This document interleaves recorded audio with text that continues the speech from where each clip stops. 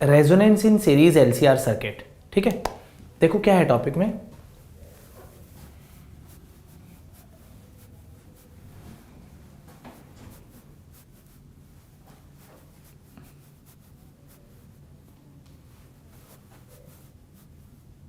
Resonance in series LCR circuit. ठीक है भैया, तो देखो एक रजिस्टर है, एक इंडक्टर है और एक कैपेसिटर है।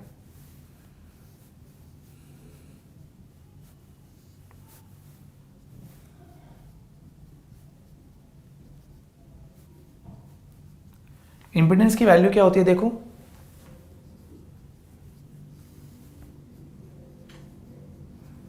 Under root XL minus XC का whole square plus R square impedance की वैल्यू होती है।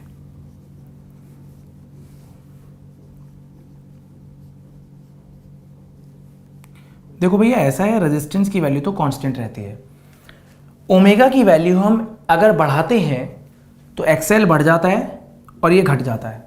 तो एक ओमेगा की ऐसी वैल्यू हो सकती है जिसपे कि ये और ये दोनों न्यूमेरिकली इक्वल हो जाए। उस समय पर इंडक्टर भी होगा, कैपेसिटर भी होगा, दोनों का एक्सएल भी होगा, एक्सी भी होगा, लेकिन एक्सएल और एक्सी एक दूसरे को कैंसिल आउट कर रहे होंगे। हम उस समय पर बोलेंगे कि सर्किट रेजोनेंस में आ गया है। ठीक है, तो हम बोलेंगे at resonance Z is minimum, impedance minimum होता है। और इंपेडेंस मिनिमम कब होता है, जब XL equals to XC। XL XC जब बराबर होता है तब इंपेडेंस मिनिमम होता है। और XL होता है ओमेगा L और XC होता है 1 ओमेगा C। ओमेगा R का स्क्वायर हो गया 1/LC, ओमेगा R हो गया 1/√LC, 2 न्यू 1/√LC, न्यू हो जाएगा 1/2 स्क्वायर रूट ऑफ LC। ये सोर्स की जब इतनी फ्रीक्वेंसी होगी न्यू आर के बराबर या ओमेगा आर इतना होगा, तब एक्सएल और एक्सी दोनों न्यूमेरिकली इक्वल हो जाएंगे और उस समय पर ये टर्म जीरो हो जाएगी और impedance will come out to be minimum. ठीक है, तो हम बोलेंगे at resonance Z is minimum, और Z की मिनिमम वैल्यू रेजिस्टेंस के बराबर होगी, क्योंकि एक्सएल एक्सी बराबर होने से जीरो हो गया है, तो Z की मिनिमम वैल्यू रेजिस्टेंस के बराबर होगी, एक पॉइंट। दूसरा point at resonance tan phi क्या था हमारा, XL minus XC divided by R। Resonance के दौरान XL XC बराबर होता है, तो ऐसा होने से tan फाई जीरो आ गया, phi equal to 0 degree. At resonance voltage and current are in same phase, purely resistive circuit की तरह बिहेव करेगा LCR सर्किट रेजोनेंस के दौरान, क्योंकि XL और XC कैंसिल आउट हो रहे होंगे, VL और VC कैंसिल आउट हो रहे होंगे, right.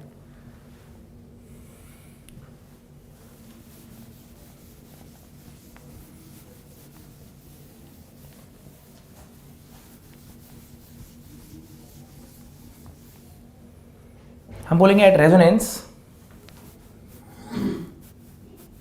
Resonance voltage and current are in same phase. ठीक है, एट रेजोनेंस वोल्टेज और करंट सेम फेज में होते हैं। ठीक है, उसके बाद series LCR circuit behaves like a purely resistive circuit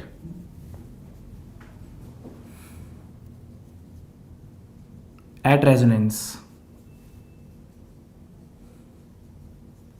ठीक है, series LCR circuit behaves like a purely resistive circuit at resonance. Power factor की वैल्यू होती है R/Z। एट रेजोनेंस Z जो है वो R के बराबर हो गया,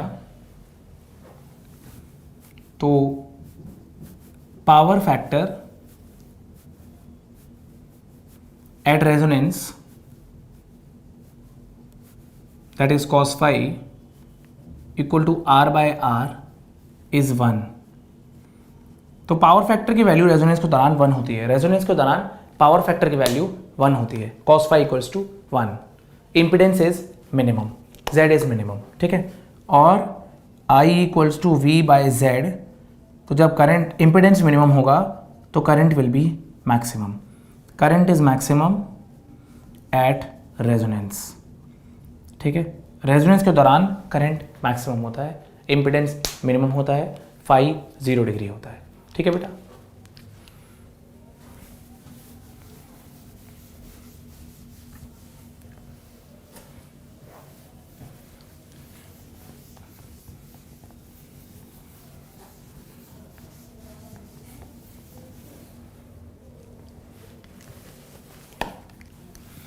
Z versus omega for series LCR circuit, ठीक है। Z versus omega for series LCR circuit, right. Z की वैल्यू है अंडर रूट में omega L minus 1 by omega C का whole square plus R square. At omega is equal to omega R that is 1 by root LC, Z is minimum और Z minimum R के बराबर है। तो graph बनाए अगर हम तो कुछ इस तरह का रैंडम सा ग्राफ बनता है।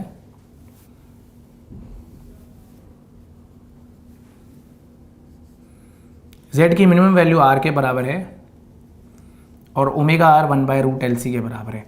ओमेगा की वैल्यू उससे ज़्यादा करोगे, उससे ज़्यादा करोगे या उससे कम करोगे, Z फिर भी आएगा कुछ ना कुछ। मिनिमम वैल्यू R होगी इसी वैल्यू पे, ओमेगा कम या ओमेगा ज़्यादा करने पे Z की वैल्यू बढ़ेगी ही, घटेगी नहीं, ठीक है, right. This is Z versus omega for series LCR circuit. एक बहुत सिंपल सवाल देखते हैं हम यहाँ पर। बेसिकली हुआ क्या है,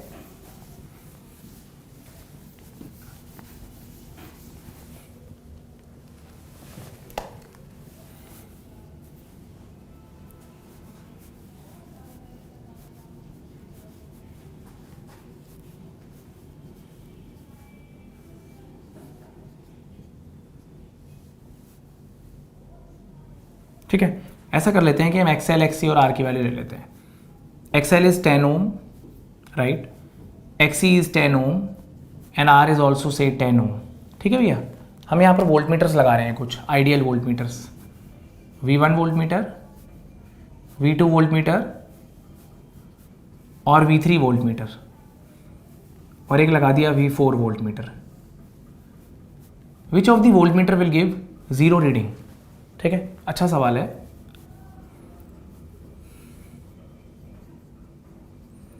which volt meter will give 0 reading, कौन सा वोल्ट मीटर 0 रीडिंग देगा, ठीक है। Which volt meter will give 0 reading. देखो भैया ऐसा है, अगर फेजर बनाए हम सीरीज LCR का, तो रेजिस्टर के क्रॉस जो भी वोल्टेज है वो आ जाएगी VR। इंडक्टर में वोल्टेज 90 डिग्री आगे होती है और कैपेसिटर में वोल्टेज 90 डिग्री पीछे होती है। और क्योंकि XL और XC बराबर हैं, क्योंकि XL इक्वल्स टू XC है, तो VL इक्वल्स टू VC होगा, तो ये दोनों कैंसिल आउट हो जाएंगे। तो VL तो 0 नहीं है, VC भी 0 नहीं है, VR भी 0 नहीं है, लेकिन वो वोल्ट मीटर जो VL और VC दोनों का रिजल्टेंट मेजर कर रहा है, यानी ये वाला वोल्ट मीटर, वो 0 रीडिंग देगा, क्योंकि VL और VC का रिजल्टेंट, सिर्फ VL और VC का रिजल्टेंट 0 आ रहा है, क्योंकि दोनों आउट ऑफ फेज है, ठीक है। तो volt meter V4 will give 0 reading, ठीक है। वोल्ट मीटर V4 जो है वो 0 रीडिंग देगा बेटा, राइट,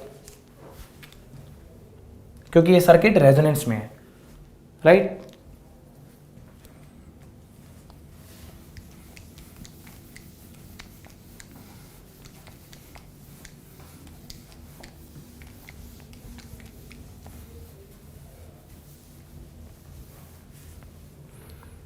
बच्चों अगला टॉपिक देखते हैं, प्रिंसिपल ऑफ मेटल डिटेक्टर। आप कई बार मॉल्स में या कहीं पर भी जगह, किसी भी जगह पर गए हैं जहाँ पर सिक्योरिटी के लिए एक आदमी खड़ा होता है, तो वो एक ब्लैक सा इंस्ट्रूमेंट लाता है और आपकी बॉडी से थोड़ा थोड़ा पास पास टच करता है, ठीक है। और अगर आपके पास कोई मेटलिक चीज़ होती है या गन होती है तो वो ऑब्वियसली अलार्म बजता है, that is a metal detector, ठीक है। तो मेटल डिटेक्टर किस प्रिंसिपल पे काम करता है अभी हम वो जानेंगे।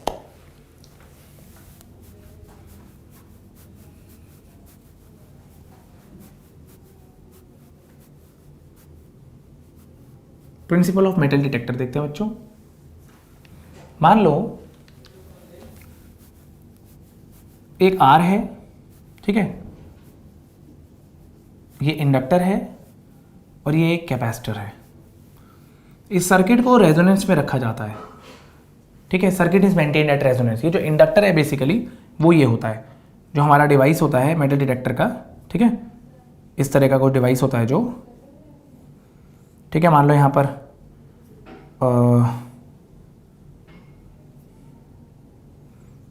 आर और सी ऑलरेडी लगे होंगे। बेसिकली जो इंडक्टर होता है वो ये होता है, ये जो चीज़ होती है वो इंडक्टर है एक तरह से, ठीक है, राइट। ठीक है, मैंने पावर सप्लाई वगैरह कुछ नहीं बताया, एक रफ सा डायग्राम बनाया है। अब मैं आपसे ये कहना चाहता हूँ कि भैया ऐसा है कि जब हमने कोई गन या मेटेलिक चीज़ को यहाँ पर लेके आए, ठीक है, इधर लेके आए, इससे पास कराया हमने, ठीक है, दिस इज इंडक्टर, ये है इंडक्टर की जगह ये कॉइल एक इंडक्टर की तरह बिहेव कर रही होती है, ठीक है भैया। अब मुद्दा ये है कि जब आप यहाँ पर कोई गन या मेटेलिक चीज़ लेके आए तो म्यू आर चेंज हो जाएगा। सबसे पहले हमने क्या किया है, circuit is maintained at resonance, maintained eight resonance, ठीक है। व्हेन अ मेटेलिक चीज, when a metallic object, when a metallic object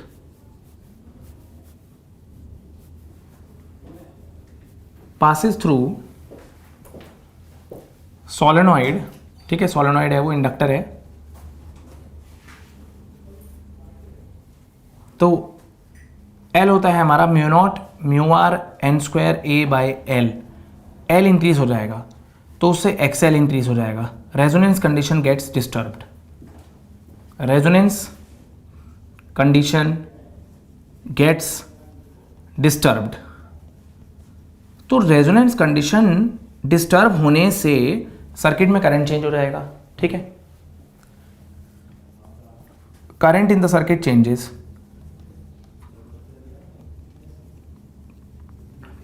current in the circuit changes.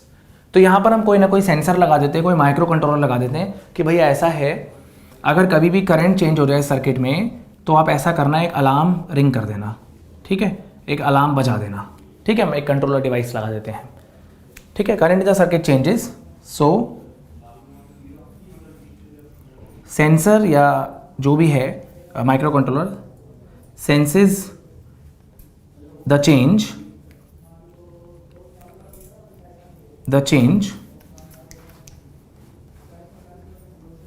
And alarm bell rings, ठीक है। फिर उसको पकड़ लिया जाता है बंदे को। अगर कोई भी ऐसे गन मेटल लेकर के जा रहा है सोलेनॉइड में से तो म्यू आर चेंज हो जाएगा, म्यू आर चेंज होने से कैपिटल एल चेंज हो जाएगा, कैपिटल एल चेंज होने से एक्सएल चेंज हो जाएगा और एक्सएल चेंज होने से रेजोनेंस कंडीशन डिस्टर्ब हो जाएगी। रेजोनेंस कंडीशन के डिस्टर्ब होते ही सर्किट में करंट चेंज हो जाएगा और जब भी सर्किट में करंट चेंज हो जाएगा तो हम वहाँ पर एक डिवाइस लगा लेते हैं, micro controller, which senses the change in current. और करंट जब भी चेंज होता है तो माइक्रो कंट्रोलर क्या करेगा, एक अलार्म बेल बजा देगा। उसे पता लग जाएगा कि जो भी पर्सन उस सोलेनॉइड से क्रॉस कर रहा है, अगर बड़ा सा सोलेनॉइड से क्रॉस कर रहा है या हमने जिस भी पर्सन को सोलेनॉइड टच किया है उसके पास कोई एक हैवी मेटेलिक ऑब्जेक्ट है, राइट।